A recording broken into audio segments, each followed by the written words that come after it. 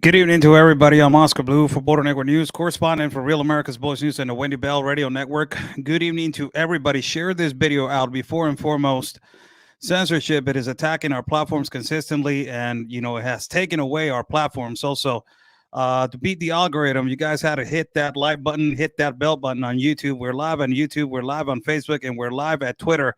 3 platforms. I try to go live at Getter, but always Getter is having a problem to connection. But I will not insist. So we have a great program for today, and for for not further ado, I will just bring in the people that they are going to be on this fantastic program. The audio is always lowered, but I don't know why.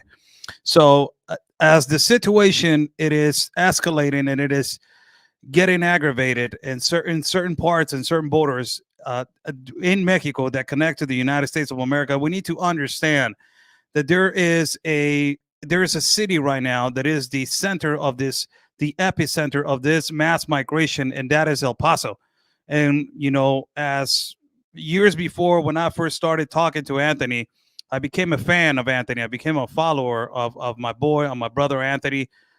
When we started talking, this was 4 years, almost 5 years ago, and he started documenting, and he has not stopped.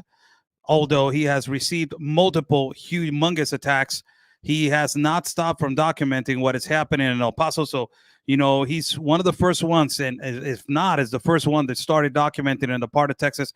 We got to give respect to where respect that is given, man, and we have to get credit to where credit is due. And enough with these, with these other, reporters and broadcasters stealing video and stealing all this. Let's be professional, man. It's called journalistic ethics. If people went to to journalism school like I did. It's called journalism ethics, man. So let's respect the person that has given us this mass information and so important information. And also we have Sheena Rodriguez, that she has also been documenting on the parts of Texas. She's an incredible, also investigative documenter and also reporter for her own, for our own platform. We're going to have a great platform today for you guys to understand what is going on. Let me bring in, ladies first, Anthony. So wait a little bit. This is Sheena Rodriguez right here. Sheena, muchas gracias. Thank you so much for joining. And can you present yourself to our audience and what is your platform, please? Thank you so much for having me on, Oscar. It's an honor. It really is. And Yeah, I'm Sheena Rodriguez. I'm just a mom. So I actually started an organization called Secure the Border, and also our nonprofit 501c4 Alliance for a Safe Texas. So my main thing, it has kind of transformed over the last 2 years. Started off in the pro-life movement, honestly, and then when I felt the push to get involved with the border stuff, I don't trust mainstream news like none of us should. So I went and saw for myself, saw what was going on. I was already advocating here in the state of Texas at our Texas state capitol for conservative values. And so then it just made sense because people were going, well, what can we do? What can we do, about it? And that's what I started buckling down and trying to research and find out what could we do as citizens, because we're always about the action, right? Like we see the problem, I know what the problem Yeah. is. How can we try to help and fix that? So I've been taking on Texas politics in the state capitol in Austin. No. And then it's kind of morphed into also like a journalism type. I write a lot of articles, have a podcast, and trying to show kind of the broader picture, especially how it's impacting all the different areas of Texas, because Texas is so huge. So yeah, Yes. that's pretty much it. A lot of things that you have done, and one of the things that I got to respect to you is that you have done a lot of research on the advocacy for stop child trafficking and also child abuse in the borders. We're going to talk about it that in a little bit, and let me bring in, Anthony right here, my boy Anthony on the bottom. You guys already know him. He has been documenting on El Paso sector. He just came in from his 70 million live stream that he did today, documenting the whole city of El Paso. He's nonstop. He's a camel, man. He works the whole day. So, Anthony, thank you for coming in. Your volume. Your volume. Thank you for having me, Oscar and Sheena. Nice to see you as well on here. Nice to see you guys. So let's get right into it. So today, the news was giving before I start putting in some video right here that it was sent to me. We're gonna get from detail to detail, from spot to spot. But let us get in first into the number one topic, that is the Title 42. Title 42 has the news. It is giving out that it stays. It looks like a circus. This Title 42 looks like it's being used politically now. It was a health measure first, to prevent people from coming in, because the spread of COVID pandemic was humongous, was huge on all over the world. So people still were coming in, and a lot of people they were coming in. They have they were sick.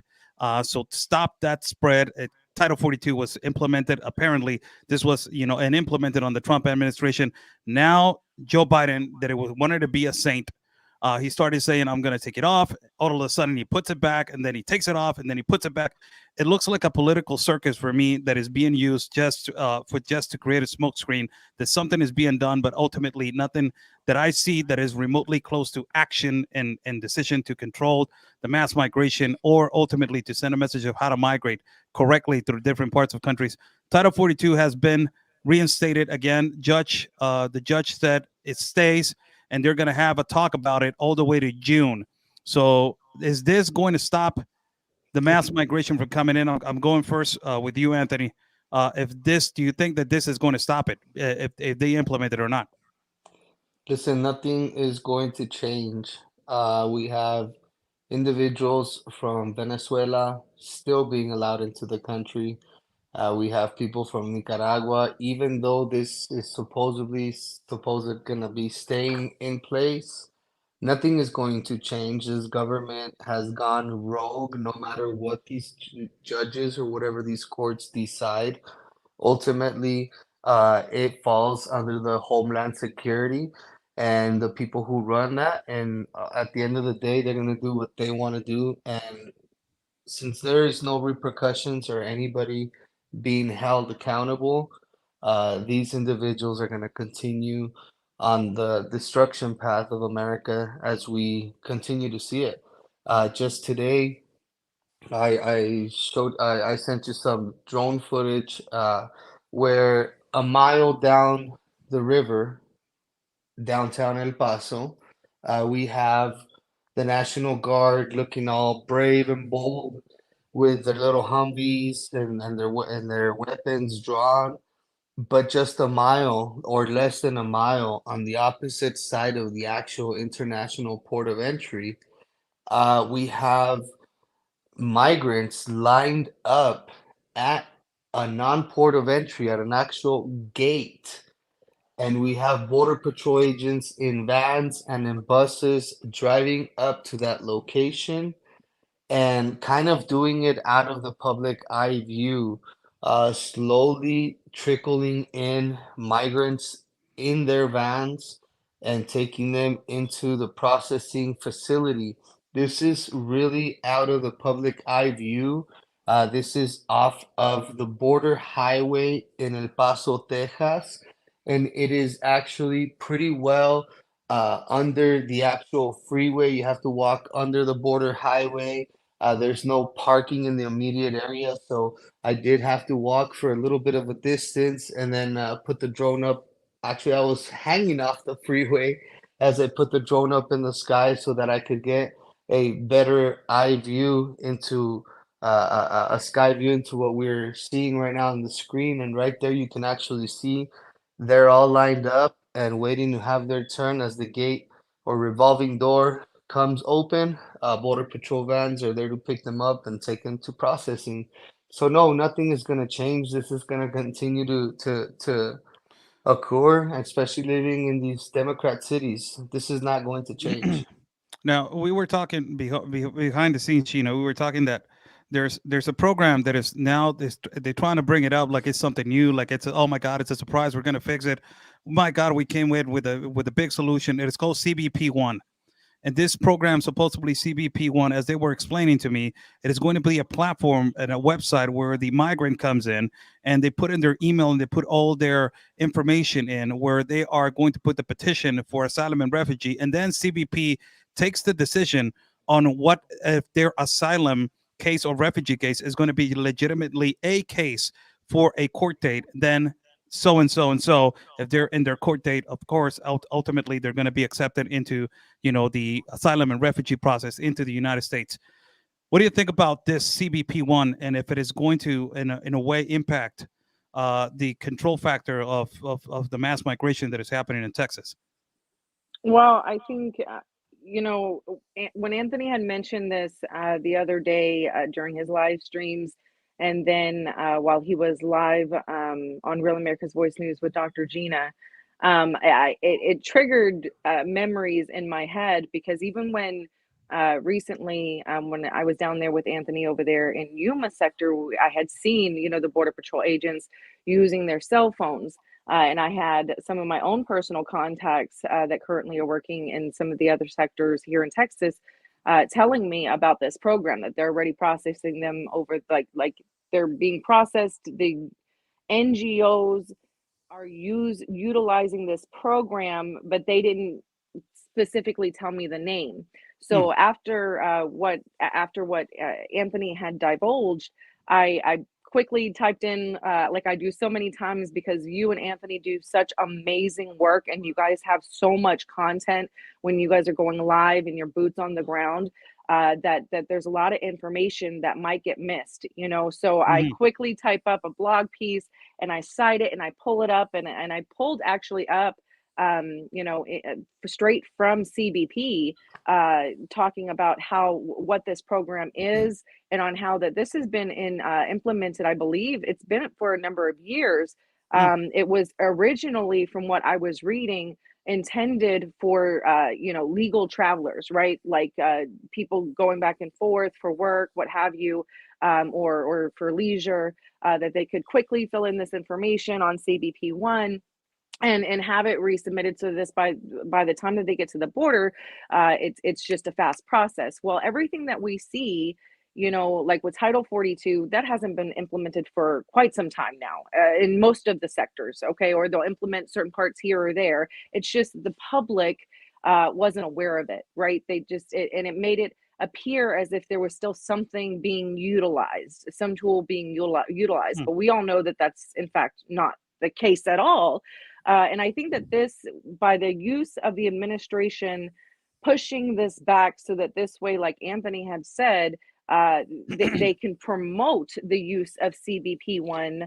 I think it's one more tool that they are attempting to utilize to fast track this mass migration trail, much more quieter and out of the public's eye, just like what they're doing with Anthony's footage, showing the drone footage, just like, what Todd Bensman and you have reported down there, Oscar, about it's all in an attempt to fast track, with them processing them over there on the Mexico side of these NGO facilities, and with the UN actually probably using CBP1, so they can put them on the buses and then just bring them over the ports of entry, so that you don't have this really bad photo op, right? And it's all an illusion to fast track it, much quieter, like Mayorkas says, an orderly stream, of migration, if you will. It's exactly the language that the United Nations uses, and they're doing the complete opposite. That is,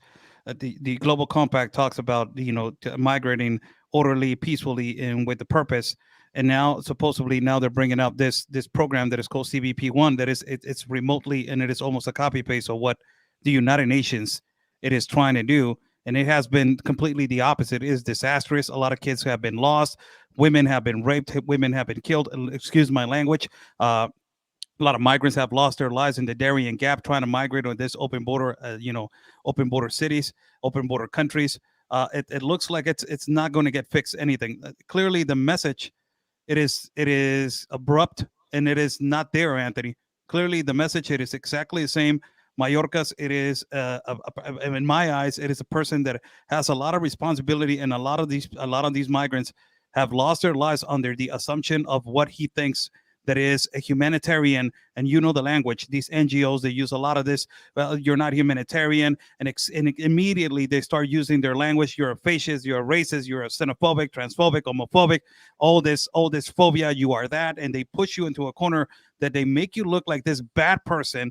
And you know, and part of it is because Mallorca's is allowing this kind of behavior, because if it was completely the opposite of sending a message of an orderly, safe migration, we wouldn't have this issue. And clear as day, the message has been sent and the message has been received. And the message is that the border is open and anybody that's wanting to come, it's there for the taking. You don't have to go too far. I don't recall a time when individuals were so brazen walking up to the actual border wall uh, during the day with tools to damage or to be breaking or chipping pieces away from the actual structure. I don't recall a day during my youth uh recall seeing it happen on a daily basis. I don't recall any time ever seeing that wall riddled with holes such as we're seeing right now. Individuals running up to the wall with children with their heads hanging off to the side.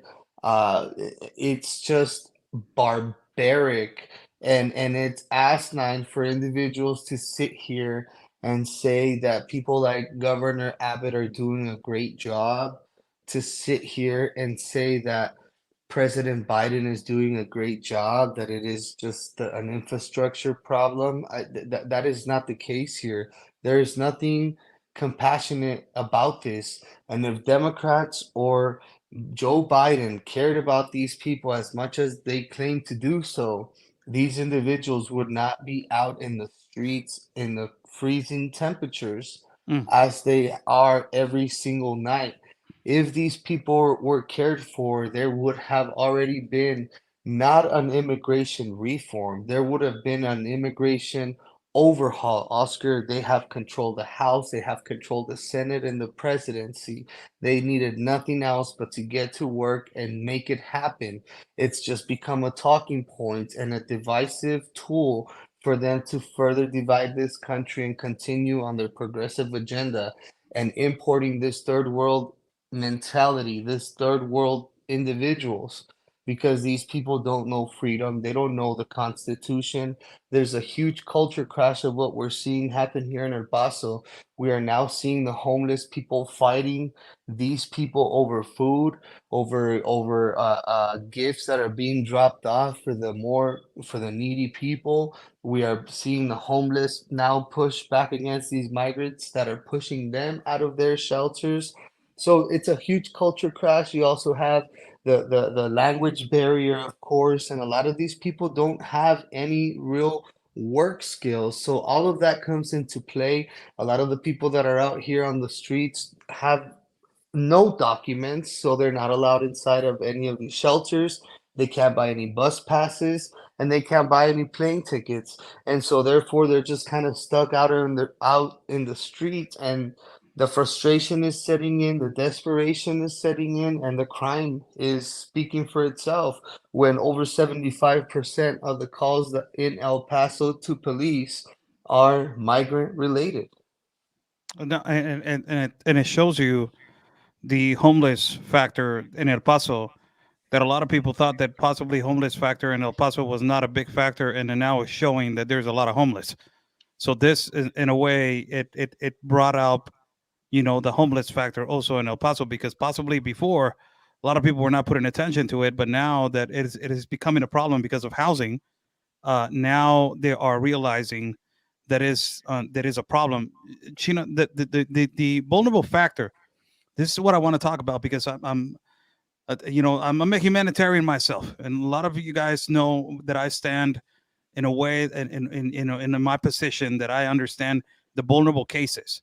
But this affects directly into the really vulnerable cases of a legitimate case of refugee and asylum, because you see a lot of these individuals that they're coming in, a lot of them, they're economical migrants, and you know, the left and also some NGOs, they get completely upset that they say economical migrants, they also have a possibility of asylum.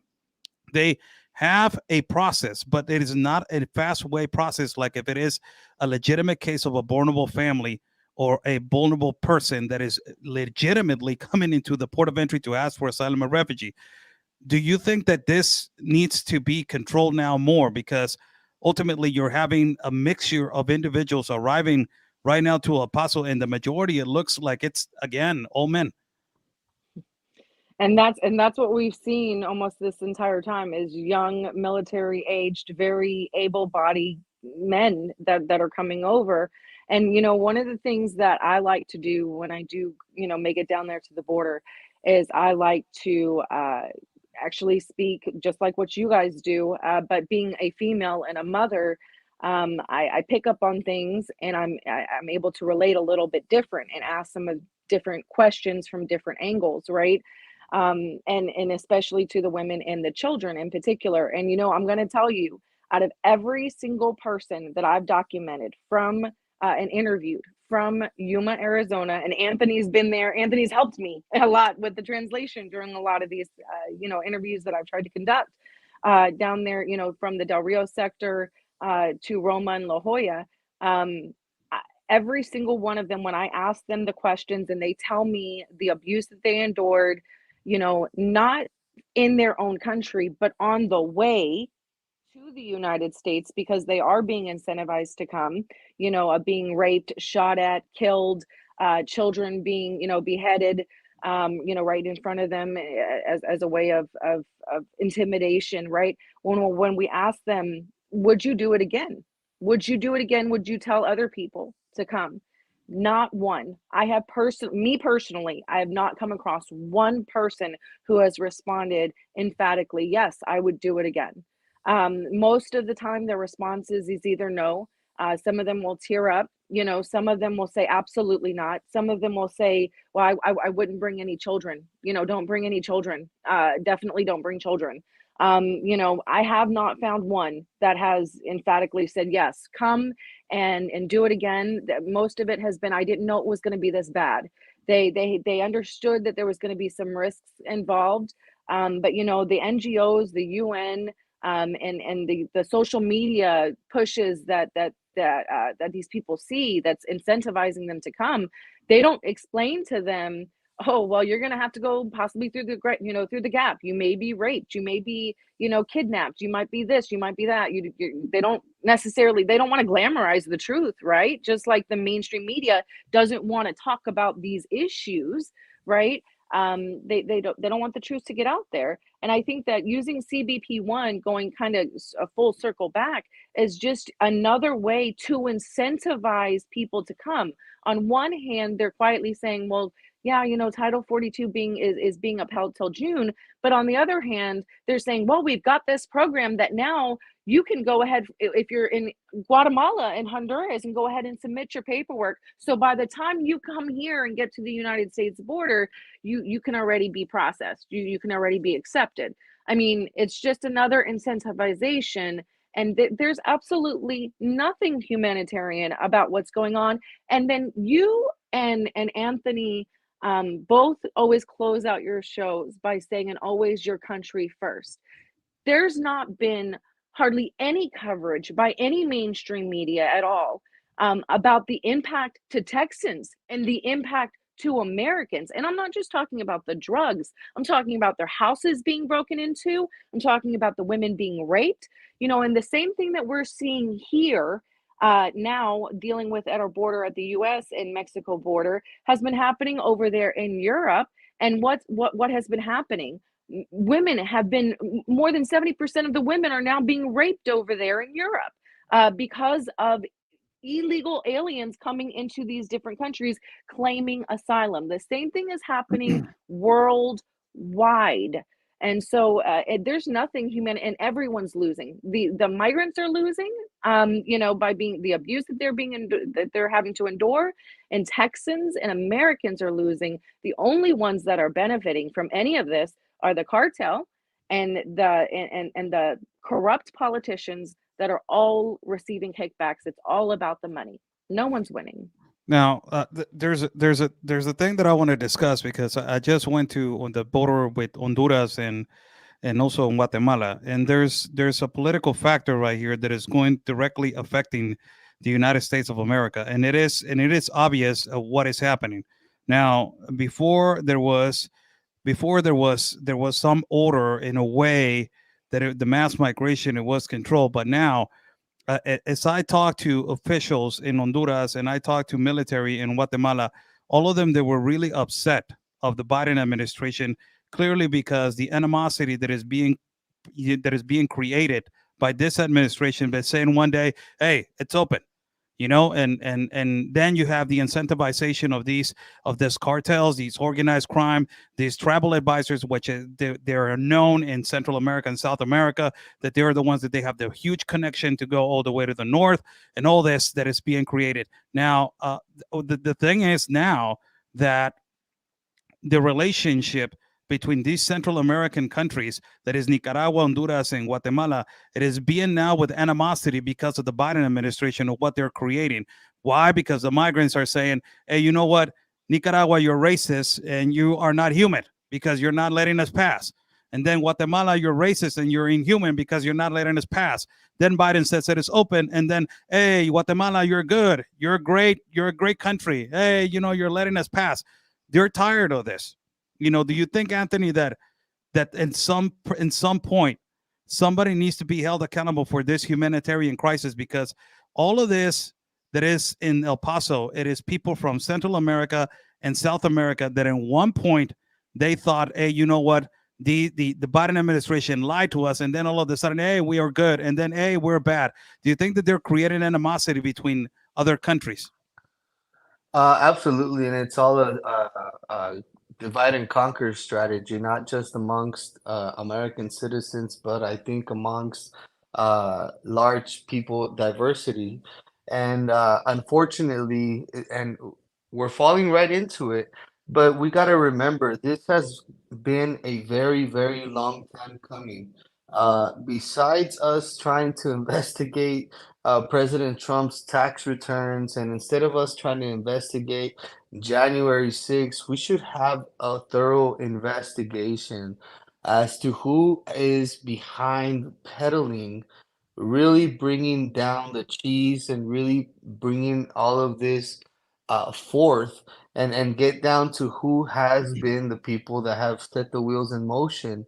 Although we all pretty much do know, and we know names like Carl Schwab and George Soros and Bill Gates, amongst others. There's a lot of politicians that are involved in all of this that are turning a blind eye, and I'm sure if there was an investigation and they really started digging, they'd be able to really get down to the facts and be able to make a determination as to who is really peddling this, because this is not by accident.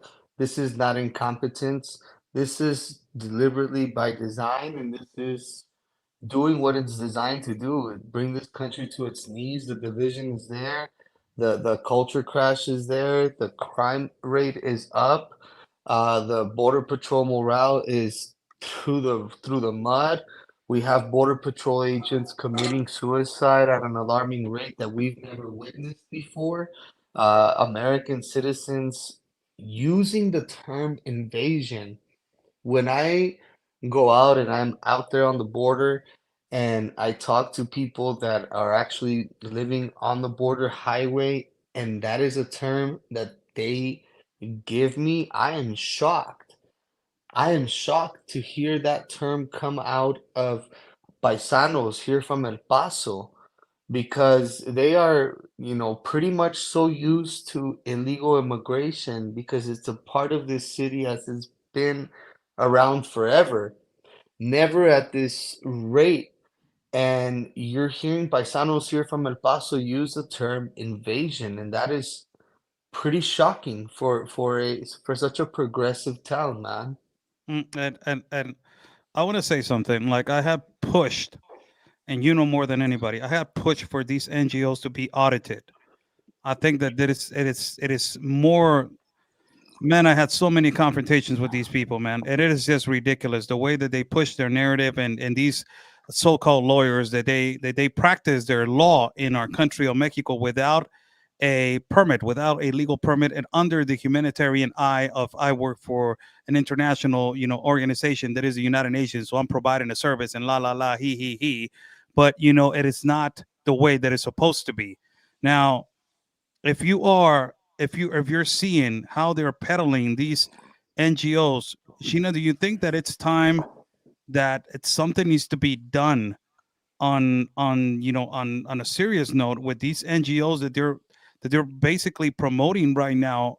This is for them. This is okay for them. This is, Biden is doing something that the past administration was not doing. He's allowing them in, he's helping them. He's letting them in, and basically he's not creating a chaos, which is the complete opposite. They're incentivizing the organized crime like you never seen before. There was a guy yesterday, and I'm gonna take this minute before I send the live stream to you, Sheena.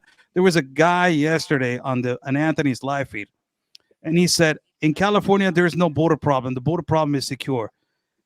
Just days ago, there was 11 people found in a back of a tractor, in a car, assassinated and dismantled by the cartel over here. Whoever tells you and whoever goes consistently on these meetings or in these reunions with these NGOs and tells you, no, the border is secure, they're lying.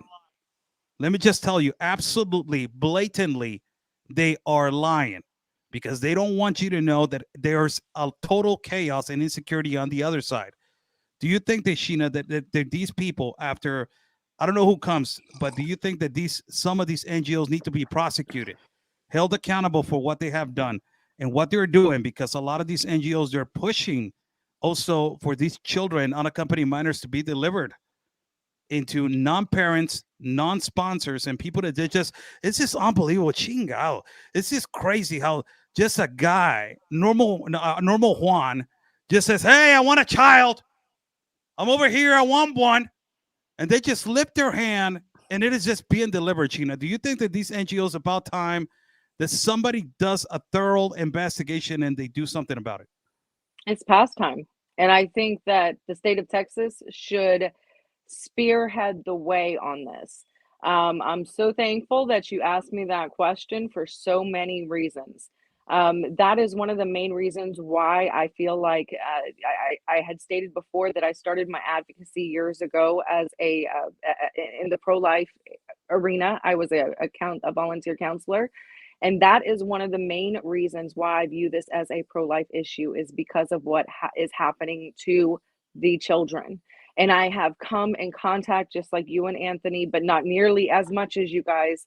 But over the last 2 years, I've seen these children's faces. I've heard their stories, okay, that are occurring right here on Texas soil. Now, let me tell you something. Anthony has mentioned something on a few of his interviews that he's done, on Real America's Voice News as well, about on how, and I referenced to it in the blog piece that I recently wrote, citing him, about on how because of the movements that Governor Abbott did. Governor Abbott, maybe about almost 2 weeks ago now at this point, had pushed for Ken Paxton, who was the state of Texas Attorney General, to investigate the NGO's involvement with aiding and abetting, if you will, the crossing of illegal aliens, specifically into the city of El Paso, because it was getting too far out of hand. There was too many bad photo ops going on, right?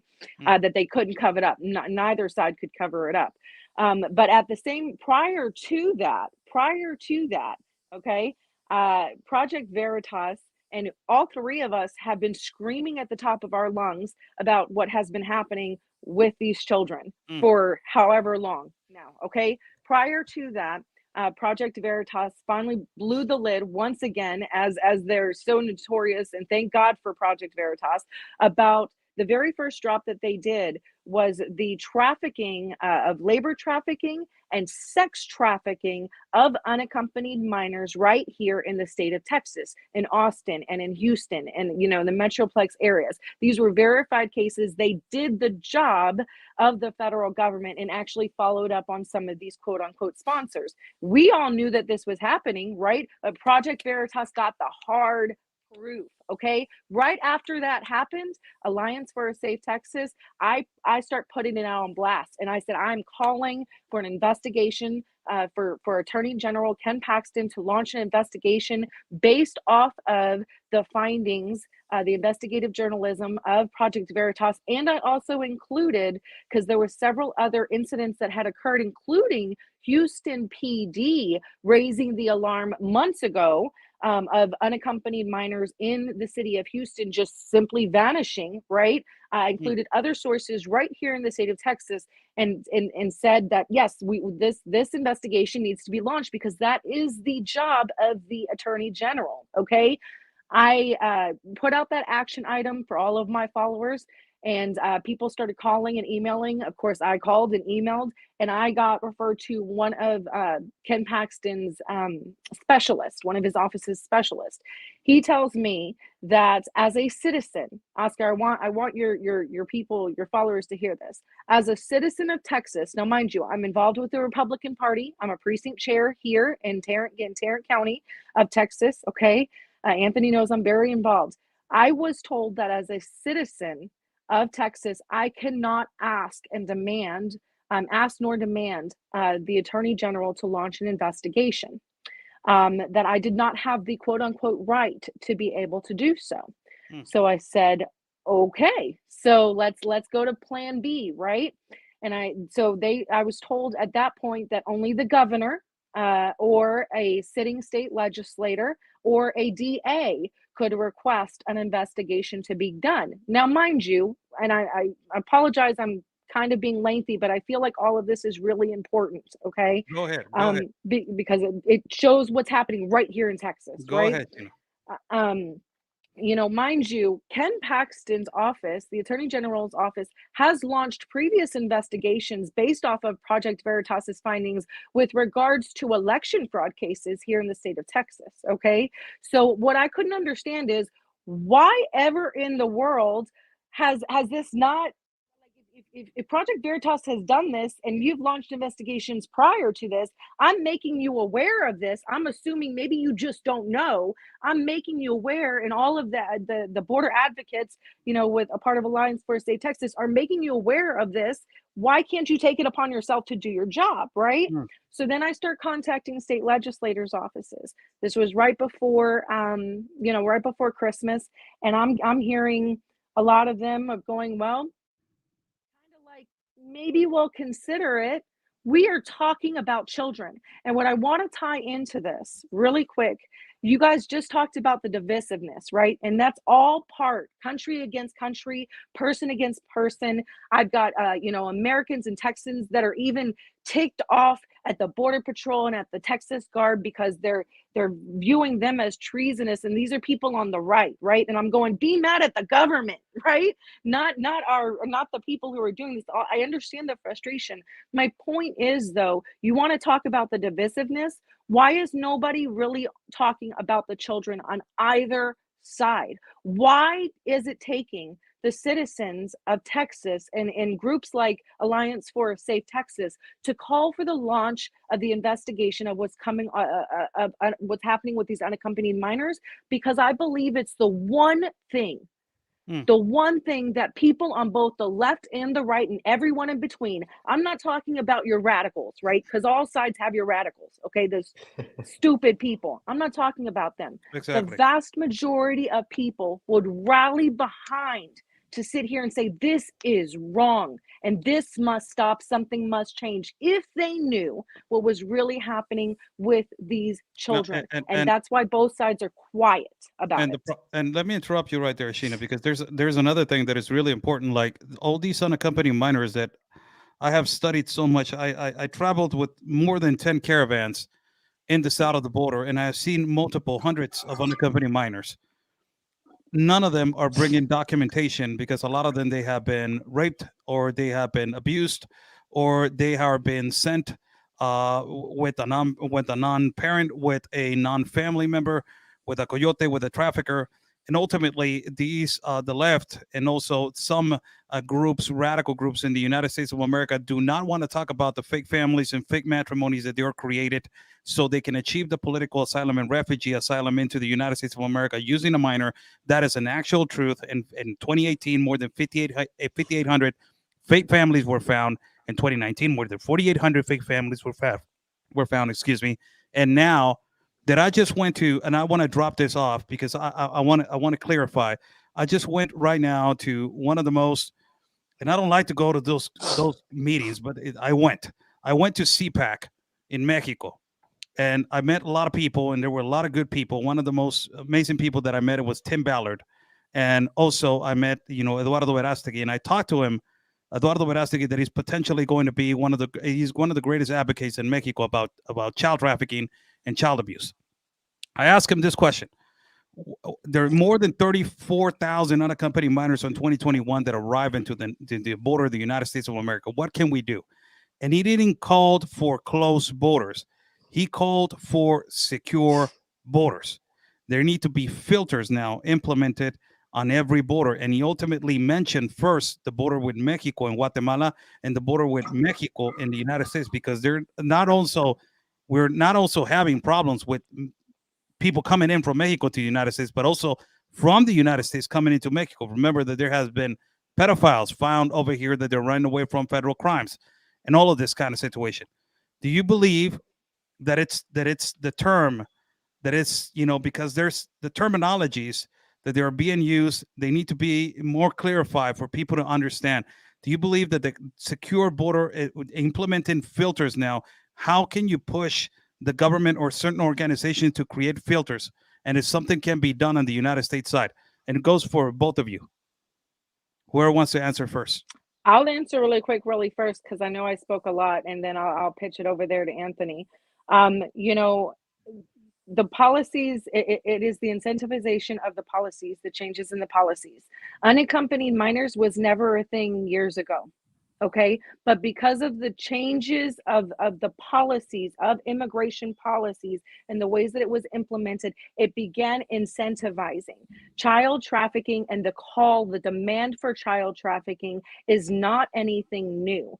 You mentioned that it goes both ways. Anyone who knows anything about sex trafficking in general, the border has always been a source going both ways. So because of the policies and the incentivizations, oh well, if you come and you have this child then here to the United States, and you have this child over here with you, you yourself are not going to be eligible without this child, but with this child you're going to be eligible for WIC. With this child you're going to be eligible for food stamps, you're going to be eligible for the healthcare system, things, for housing. Okay, so that child, because of this incentivization, became the meal ticket. And then it also made it easier and opened the floodgates then for more child trafficking, including child sex trafficking. So it has to be fixed. I agree with the verbiage. It's a secure border, it's not closing the border. That's stupid. Okay, especially with Mexico. America and the United and Mexico are the two biggest trade partners. Okay, you can't do that. Logistically, we're shooting ourselves in the foot. Secure border and stop the incentivization of using children as meal tickets. That's my answer. Anthony. Secure border to me means the militarization of the southern border, 100%. And it means us actually turning these people away, actually turning them around, not wasting any more taxpayer money on these people. And, for those people that end up still crossing illegally, we automatically send them a one-way plane ticket back to their country of origin. We have to, at some point, uh, respect and abide by our laws. No other country in the world is allowing this kind of disrespect towards its nation, No other country in the world has done more for migrants than the United States of America. And for us to be giving over $450 million to the Middle East for other countries' border security and not a dime for ours is a total slap in the face for all Americans. And we deserve a lot better than this. We need to get down to the bottom of who is really behind the pushing for open borders on both sides of the aisle, and we need to come down hard on the individuals that are the prime suspects in all of this, both sides included, because people are losing their lives, people are being toyed around as political pawns, and their lives are at limbo, their lives are at risk. And unfortunately, it's a bad situation for them, but I always have to think first and look out for my country and for our citizens. And we're forking over the bill. Our citizens are basically being left out in the cold because if they defend their property, if they defend their loved ones, they're coming down hard on these people.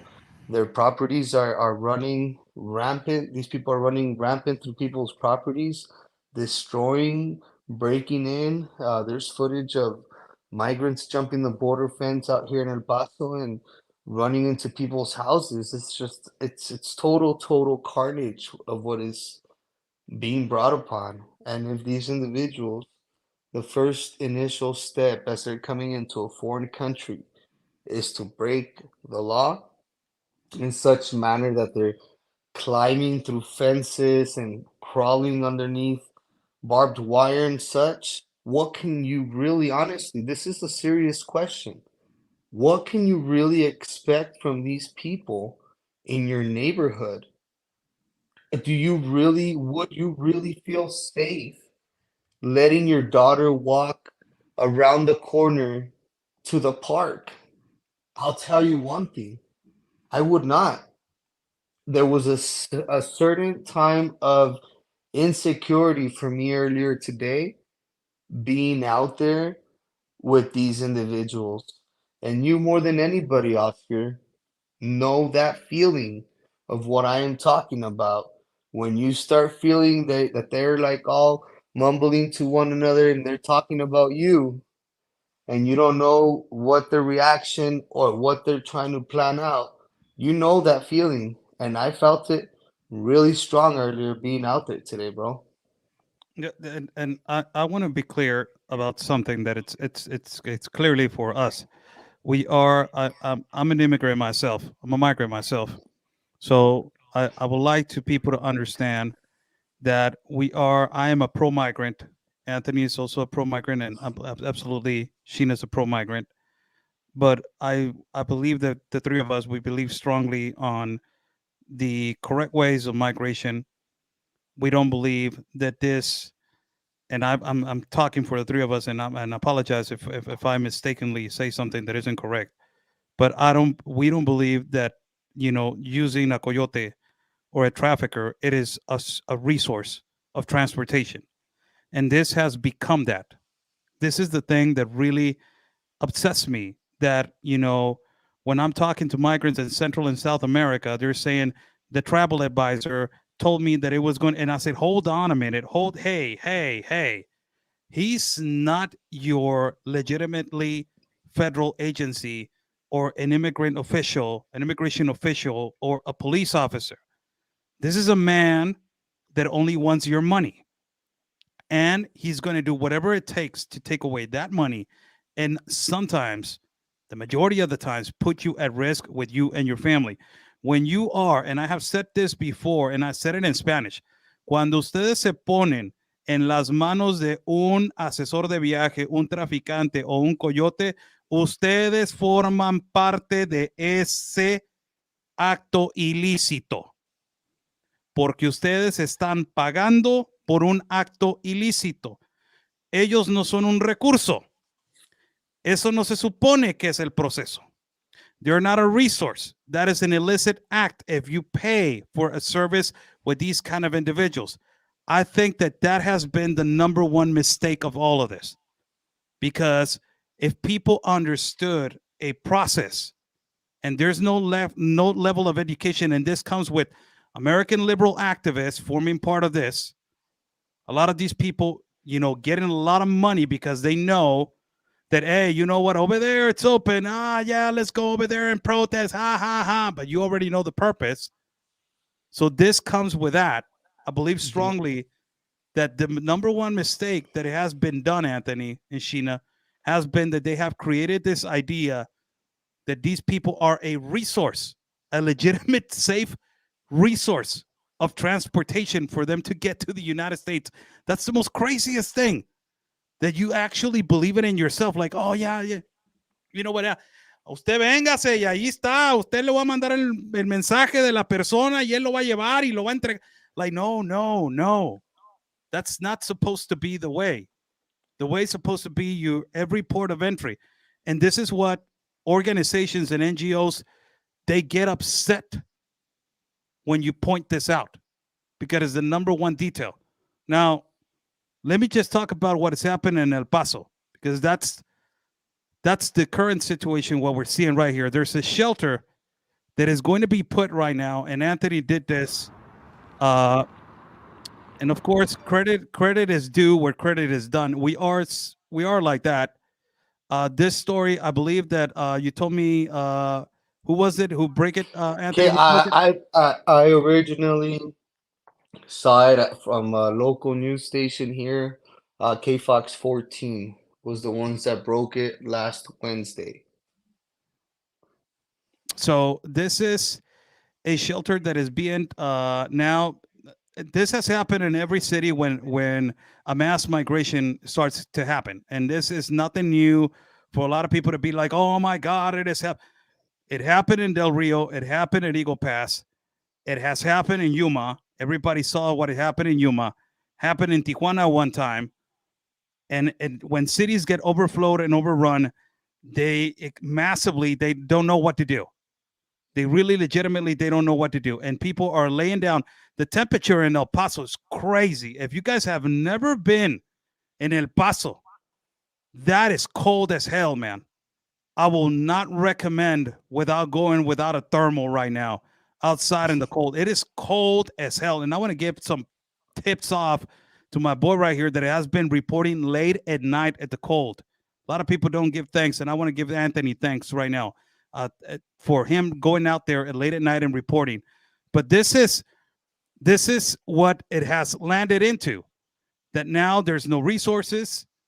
And that is the lack of things when it happens with the mass migration arrives. Now you have to find a way, Anthony, to put this mass migration into one place. And they found this shelter. Can you tell us a little bit about it? So this is soft build shelters, what they're calling them, according to Mallorcas. And this is one of over 10 shelters that have been built since late 2021. Unfortunately, when you have these shelters, what comes with it comes massive bus activity and a lot of airfare activity.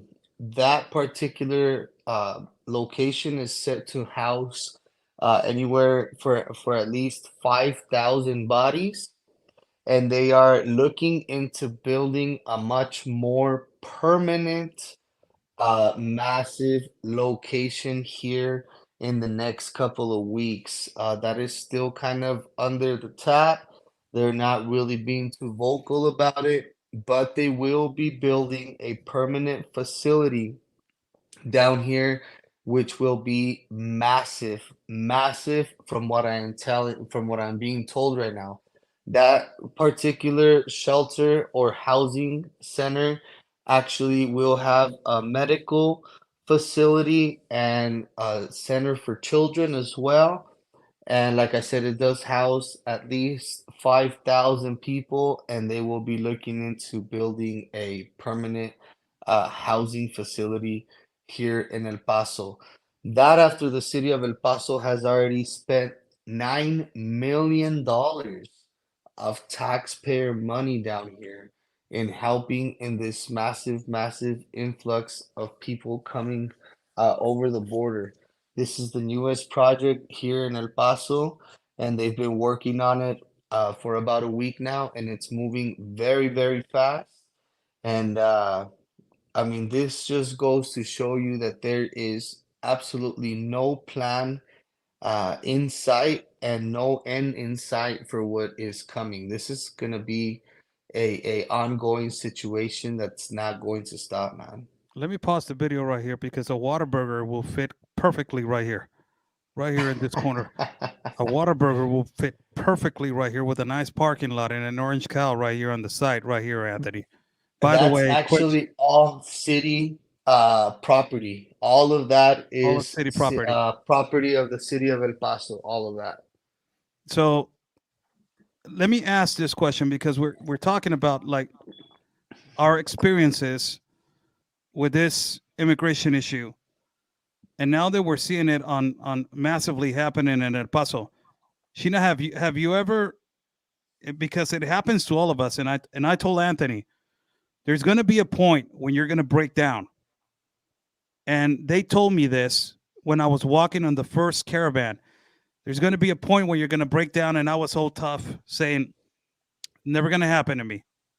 It's never going to happen to me. It's never going to happen to me. I'm not going to break down. I'm a tough guy. You know, I'm really like a heart of an iron. I'm not going to break down." And it happened to me. And it hasn't happened to me just once. It has happened to me multiple times now that I cannot handle watching all of that. Have you suffered an incident like this that you will, and particularly I know that it has to do with children I've because it suffered has to do with children. Have you suffered one incident that you can explain to us so the audience may know what kind of circumstance the people arrive, because it's deplorable circumstances as they're walking in?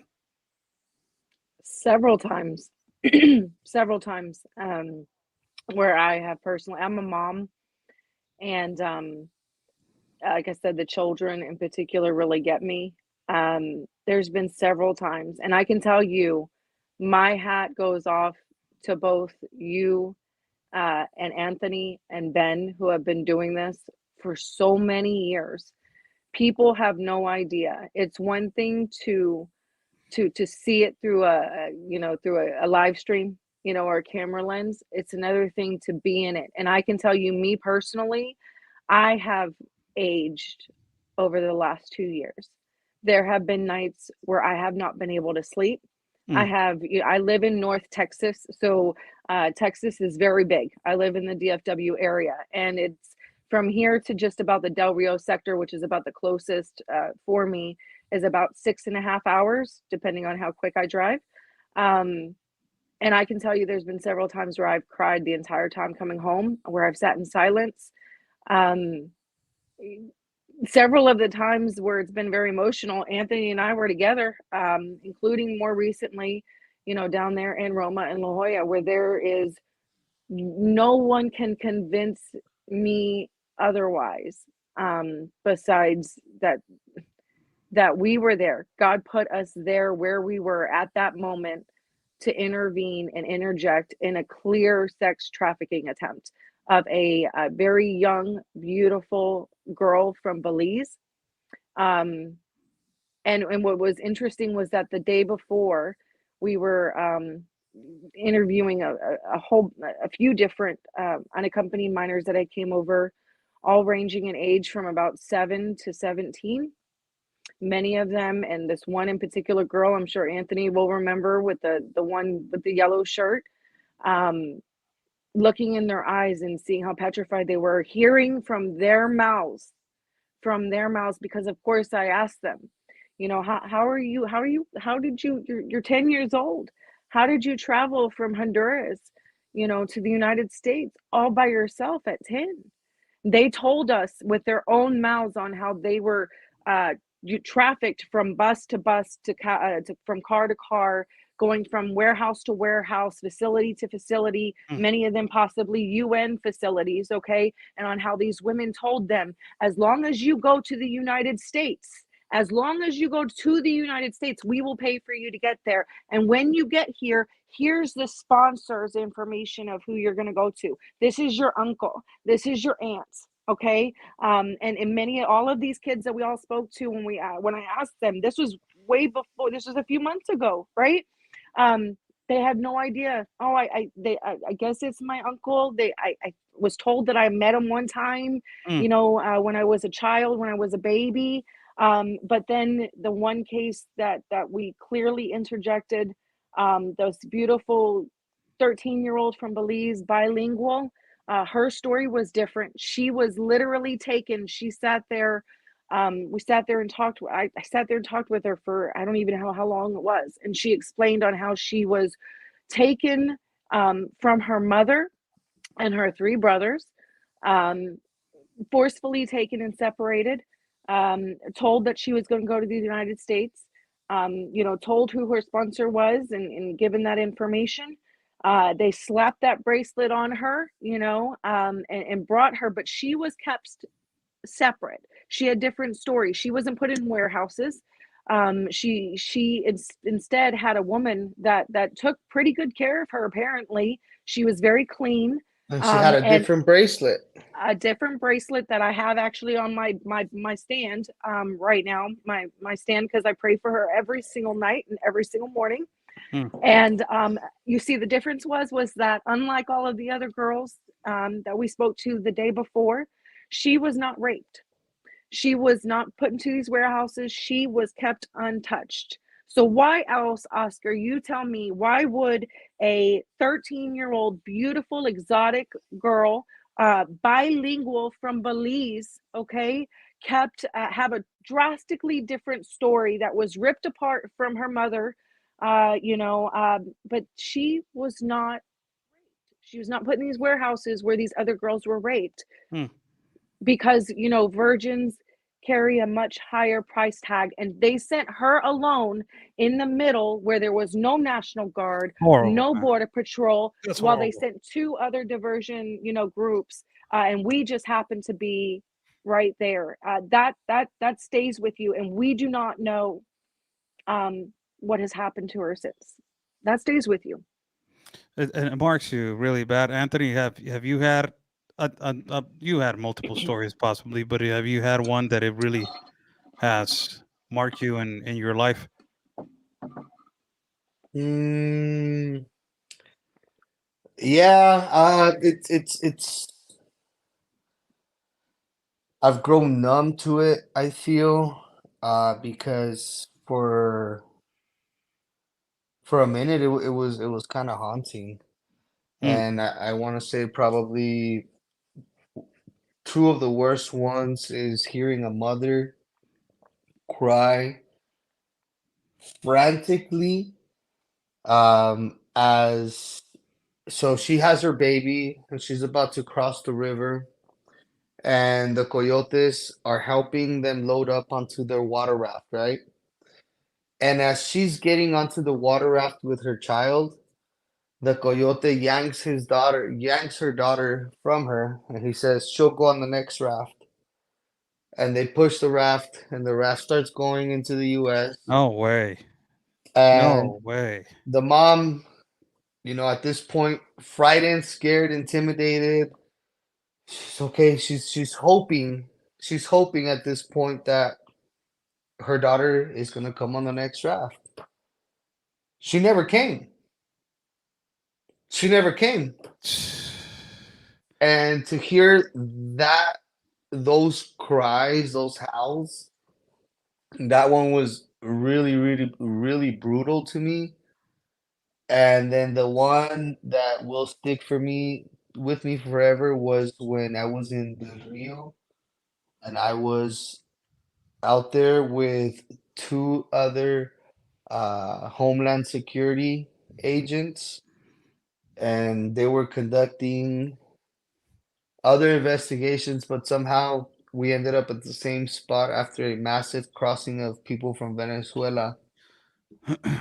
The buses had been already, the people had already been picked up by the buses. Everybody had already picked up all the trash.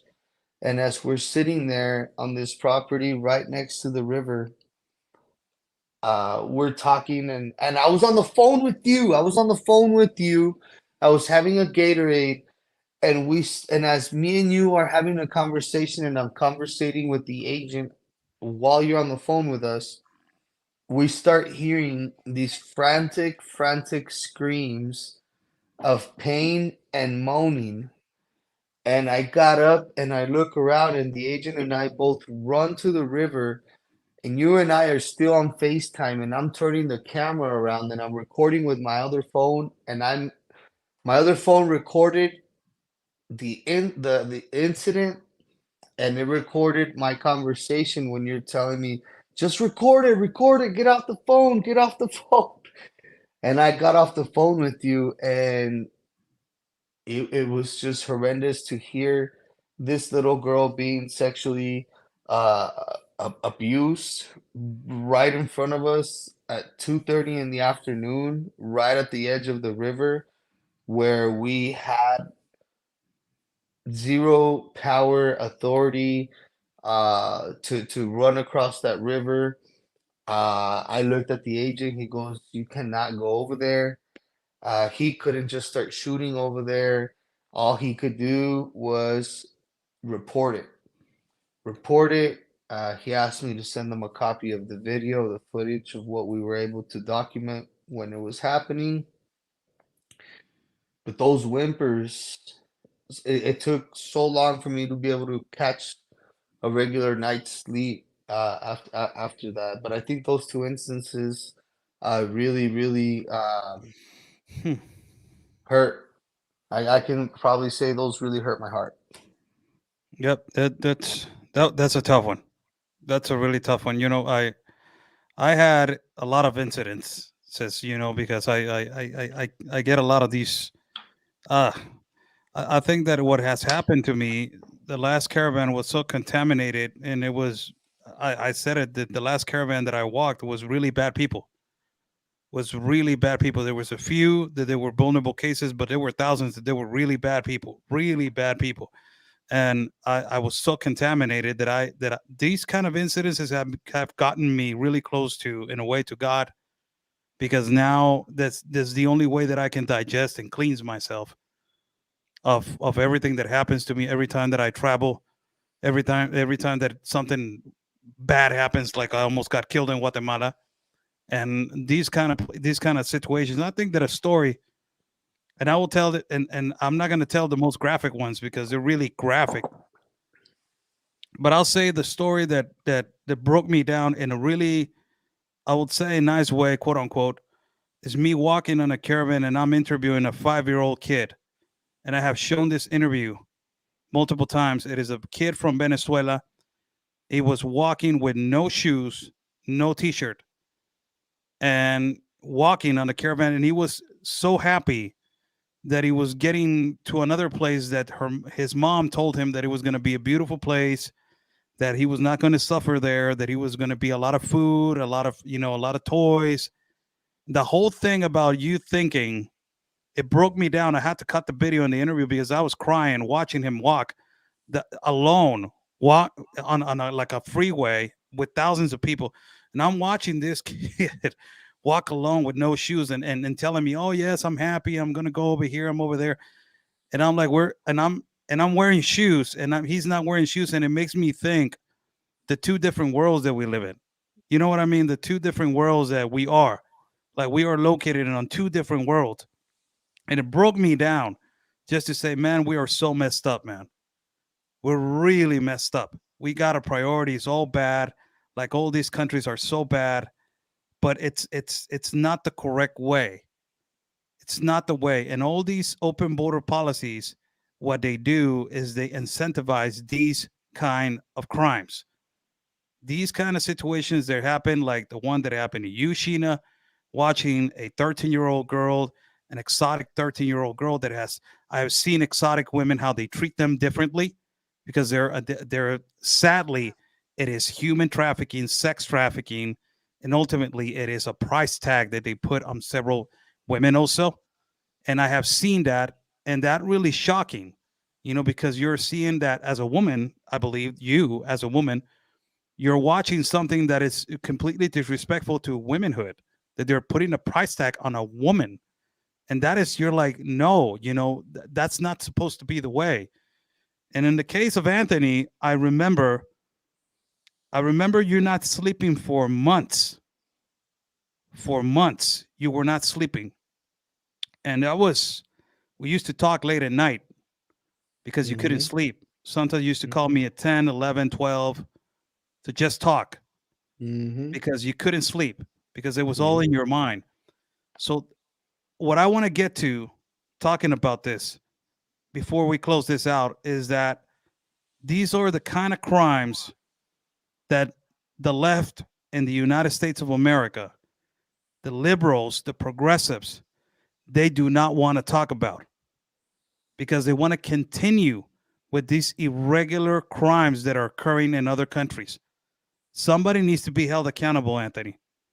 Somebody needs to be held accountable. For my start, the UN. Alejandro Mayorkas is another man that his hands are covered with irresponsibilities and a lot of debts of people. And ultimately, these organizations, these elites, that they believe that this is the way for people migrating. But this is what is causing the complete disaster of other countries. What do you think? I think personally we need to bring that heat onto people like Governor Abbott. Myself, I've given up on the Biden administration. I have given up on Mayorkas. However, Governor Abbott's supposed to be a Republican, Oscar.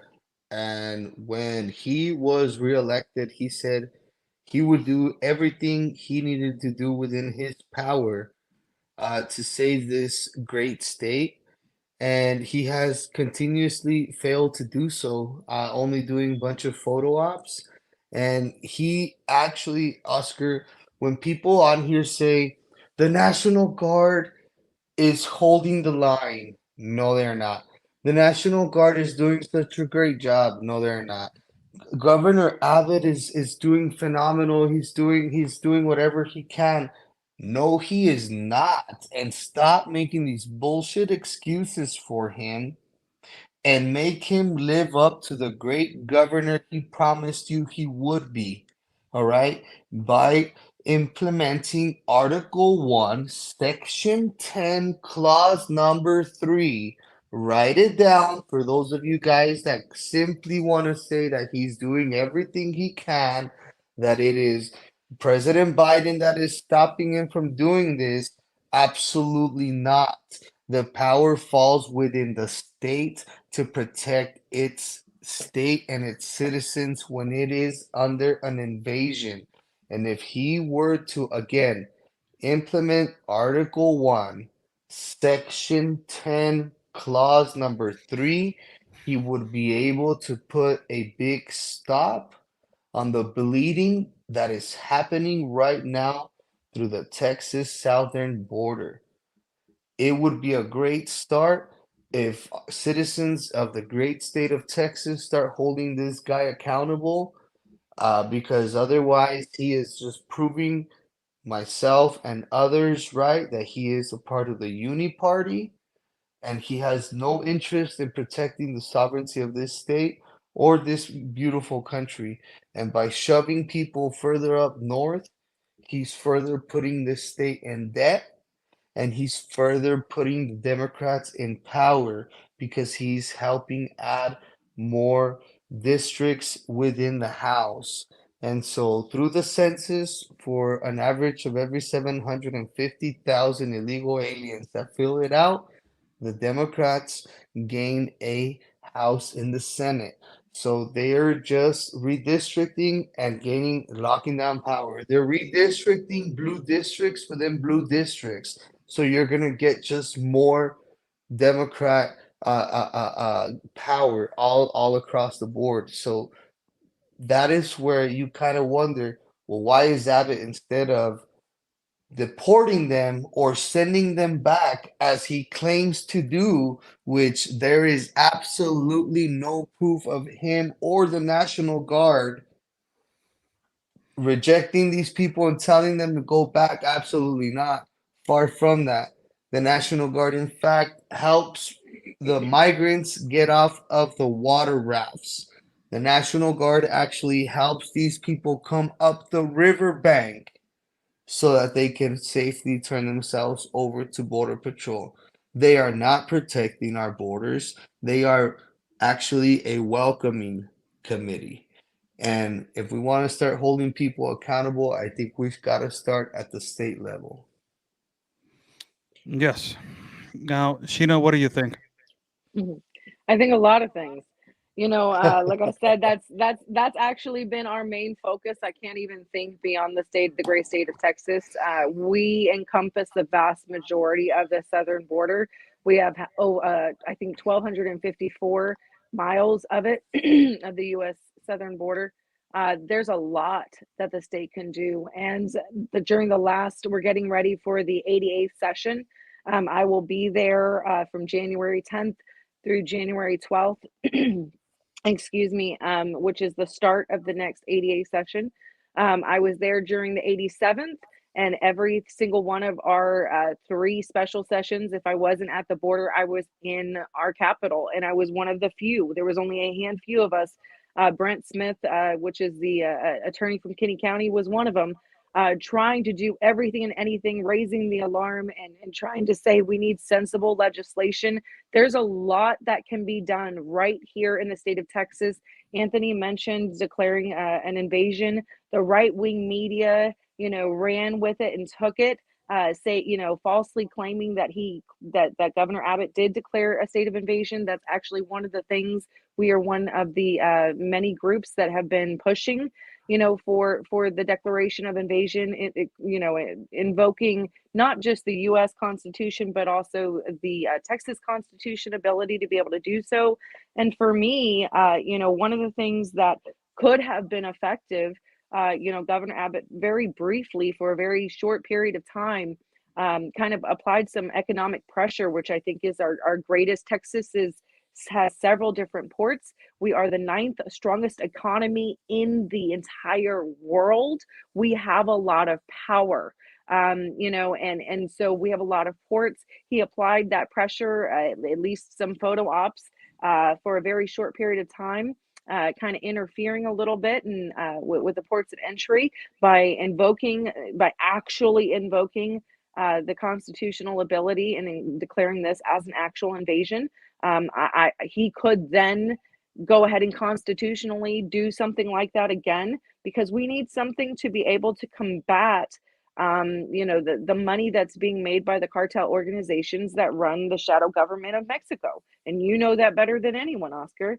And that's one of the things that when he did that for that short, brief period of time, I argued that it wasn't constitutional because he did not, declare an invasion. I think that he needs to actually declare the invasion, do some more things like that, which would mimic, President Trump's tariffs that worked so well, or threats of tariffs that worked so well, and enforced to remain in Mexico. That would be kind of that mimic of that. But there's a lot of other things that we can do. And with Alliance for a Safe Texas, I'll actually be down there at the border. I've been traveling all over Texas, educating people on what actually can be done, what action items can be taken, not just on the state level, but on the city and the county level as well, of what people can do on all of those levels, those action items to get involved, to stand up and say, you know what, we're not going to allow this in my city, we're not going to allow this in my county, and we're not going to allow this in my state. And so that's what we've attempted to do. I bring the action items with the legislation coming up. I'll be out there in Austin as much as I possibly can be, and showing once again, because I can tell you right now, the legislation that has been filed thus far, and there's still plenty of time for legislation to be filed, is pretty weak, outside of maybe one or two, and then the actuality of it actually getting passed. The only thing that our Texas state government, and Anthony is correct, we've held for 20 years. The Republicans have held the majority in the House, the Senate, and also in the executive branch. and nothing has happened. Nothing substantial has happened. That border wall was not built. Legislation was not passed. We have anti-sanctuary city laws, which are more of a suggestion. There's no actual teeth to it. There's a lot that we can do.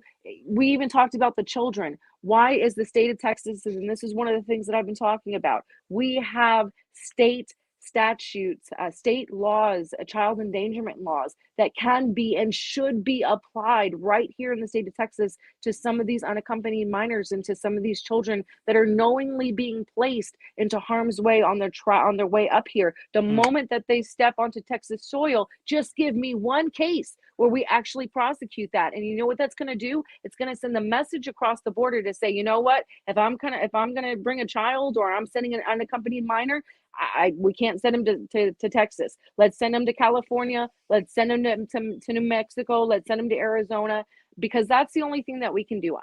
We can't control what President Biden does. We can't control, what Congress does. I can't even think beyond that, but we can and we should. We have to go back to state sovereignty. We can control what happens here in Texas. There's a lot that can be done.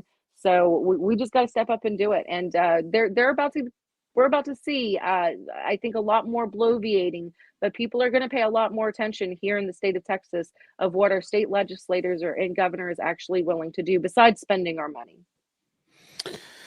Well, it's valid points. I believe that, both of you, I believe strongly in my ideologies, and sometimes, Anthony, we agree to disagree in a lot of things.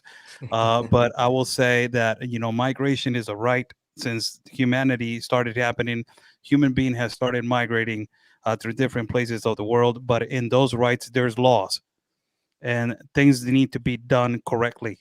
Yes, you can migrate to whatever place in the world that you want. It is your absolute freedom to do so. But there is a law of how to do it.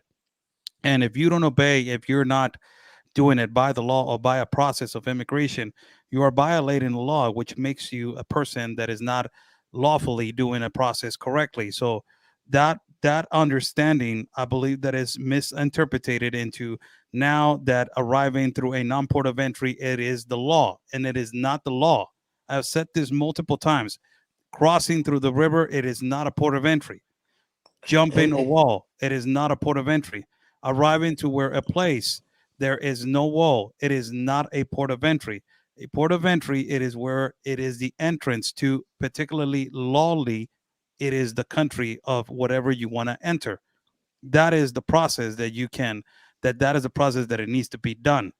And sadly, you have this idea now that since Central America and South America, you will ask them, hey, so where do you plan to go? And it's like, oh, the river, that is where everybody's going.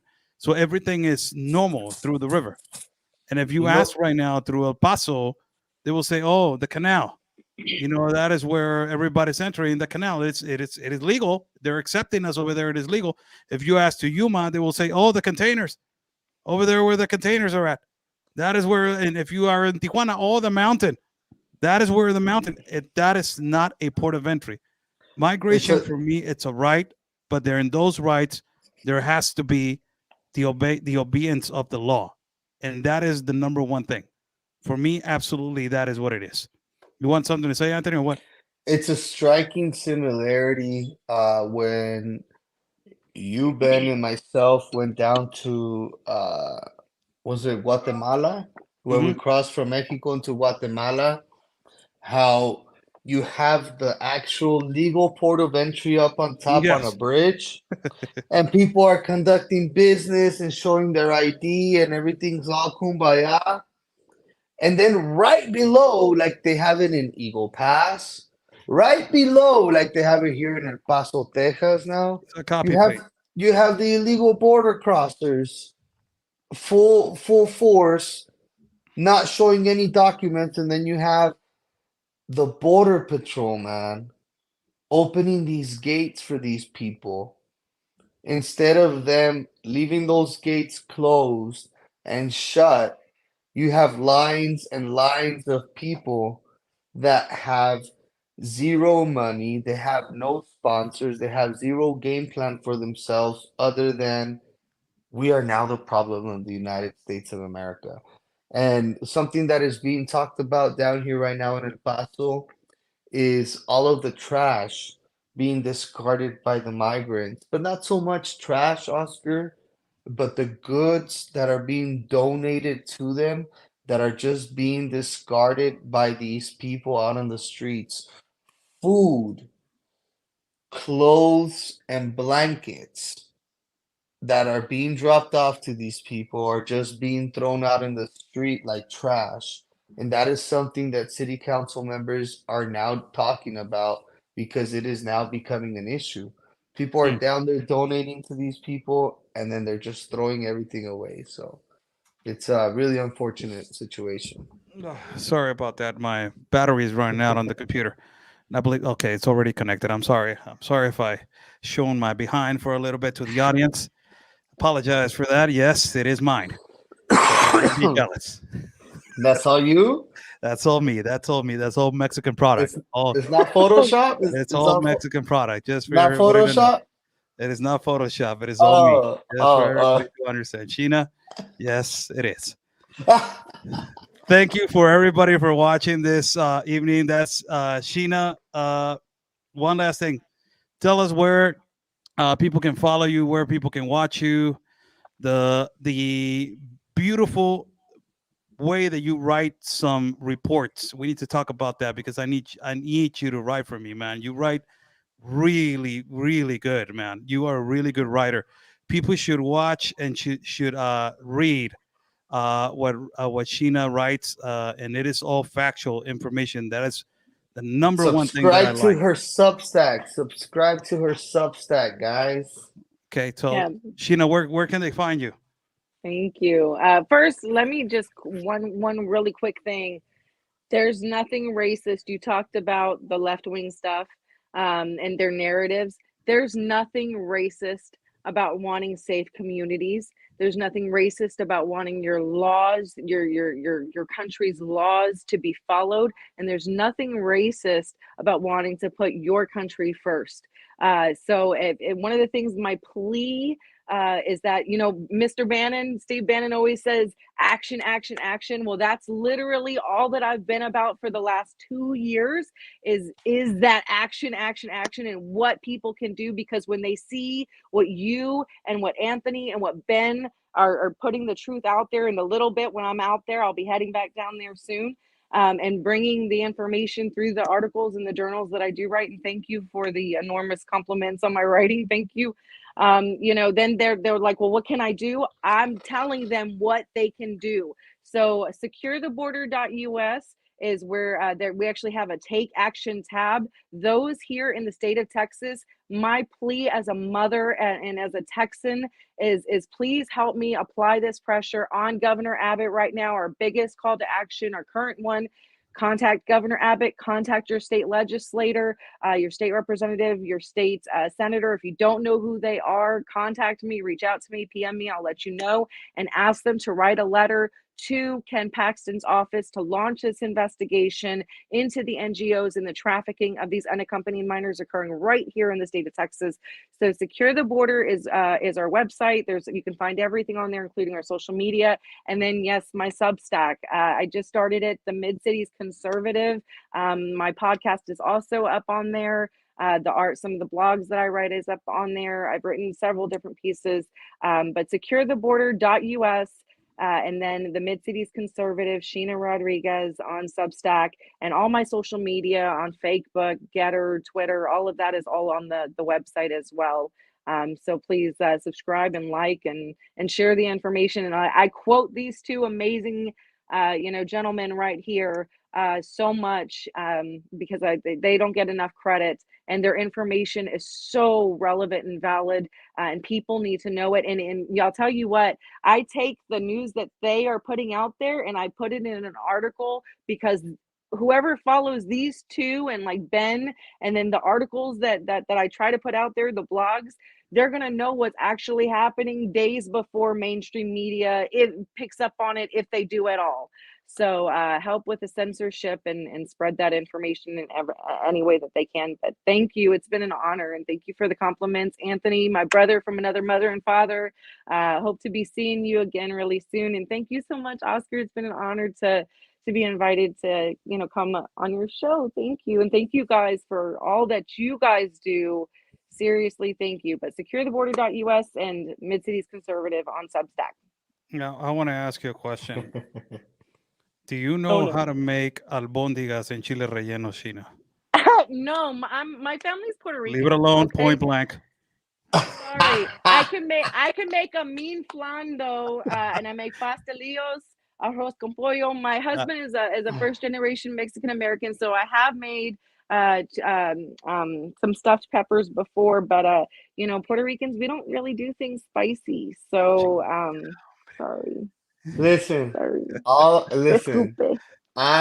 Disculpe. I make a mean bowl of cereal.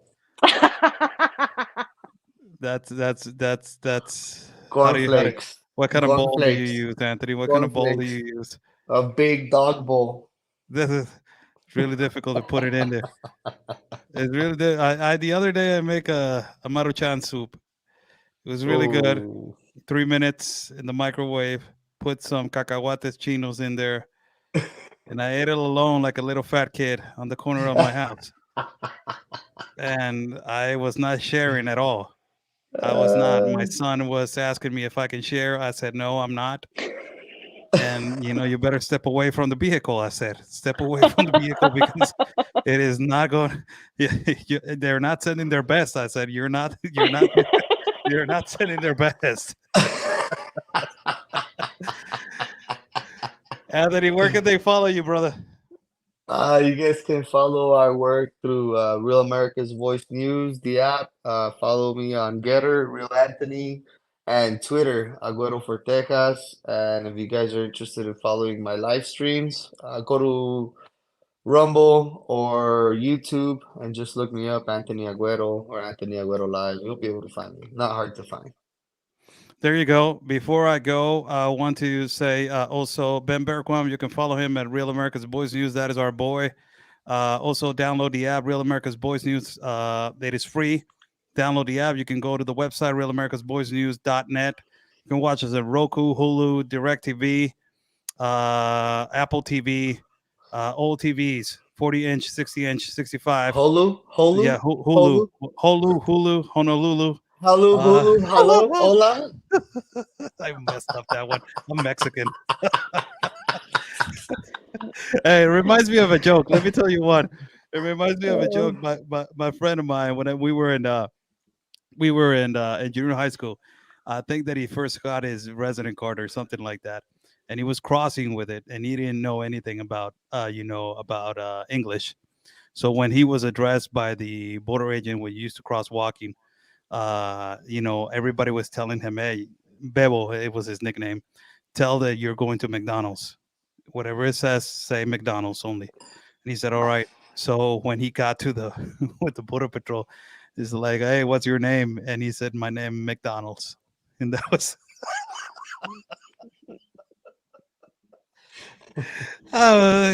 Bless his heart.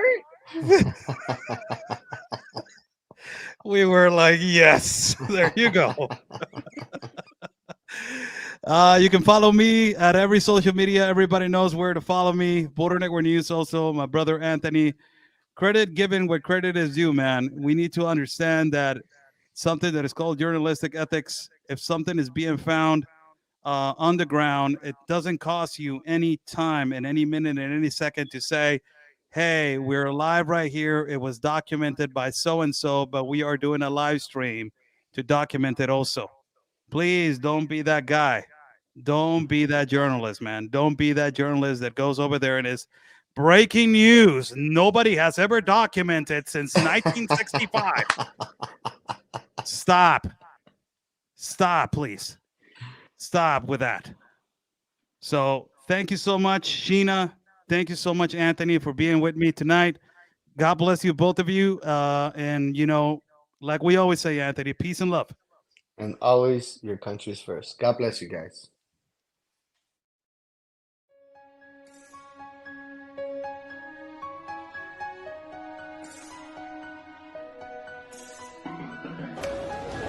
We're in the middle of everything. They're carrying a child. Look at this. They're carrying a child. Look at this. This is horrible. Ustedes tienen familia, somos inmigrantes, no somos delincuentes. Somos inmigrantes, no somos delincuentes. Discúlpeme, oficial. They have encapsulated them. They're pushing. Now they're pushing. Some of them, they're escaping underneath to the ranches. Look at this, man.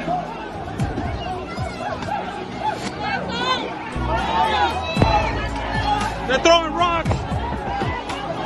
They're hitting the National Guard officers. Throwing rocks over here. Gosh, what a scene to see really unfolding here, and having them use that rope so that they're all able to stay together is really interesting to see all this happen, Oscar.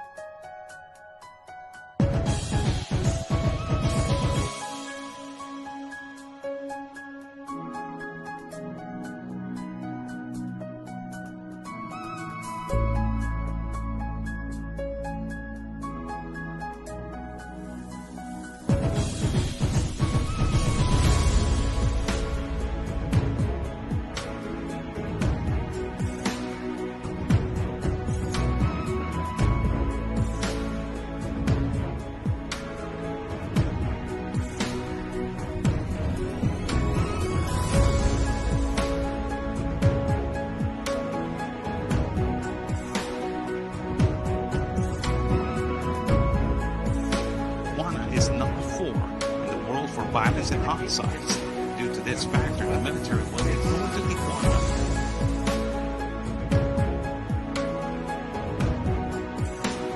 Entry of San Isidro next door to the city of Tijuana, Mexico. But migrants looking for asylum from Ukraine arrived to the